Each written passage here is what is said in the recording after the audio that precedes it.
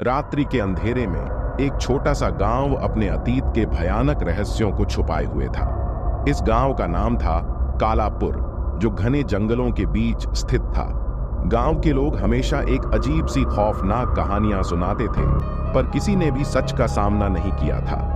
कहानी की शुरुआत एक दिन शहर से एक युवा पत्रकार रघु गांव की इस रहस्यमयी कहानियों की सच्चाई जानने के लिए वहां पहुंचा। रघु को इस गांव की अजीब घटनाओं के बारे में बहुत कुछ सुनने को मिला था। उसने ठान लिया कि वह इस रहस्य से पर्दा उठाकर ही रहेगा। गांव में आगमन रघु गांव में पहुंचा और सबसे पहले गांव के मुखिया से मिला। मुखिया ने उसे गांव के प्राचीन मंदिर के बारे में बताया, जो गांव के अंधेरे इतिहास का केंद्र था। उन्होंने बताया कि मंदिर में एक प्राचीन मूर्ति है जो अभिशप्त है और उससे जुड़ी कई खौफनाक घटनाएं हो चुकी हैं। मंदिर का रहस्य रघु ने मंदिर जाने का निर्णय लिया। गांव के लोग उसे रोकने की कोशिश करते रहे, लेकिन उसने किसी की नहीं सुनी। रात के अंधेरे में जब पूरा गांव सो रहा था, रघु ने अपने कैमरे और टॉर्च के साथ मंदिर की ओर रुख किया। भयानक अनुभव मंदिर के पास पहुंचते ही उसे अजीब अजीब आवाजें सुनाई देने लगीं। जैसे जैसे वह मंदिर के अंदर घुसा, उसे वहां की दीवारों पर खून के निशान और अजीब चित्र दिखे। उसने अपना कैमरा चालू किया और आगे बढ़ा। अचानक उसकी टॉर्च बंद हो गई और चारों ओर अंधेरा छा गया। अभिशप्त मूर्ति रघु ने अपनी हिम्मत को बांधकर टॉर्च को फिर से चालू किया और देखा कि मूर्ति उसकी ओर घूर रही थी। उसे मूर्ति के चेहरे पर एक खौफनाक हंसी दिखाई दी।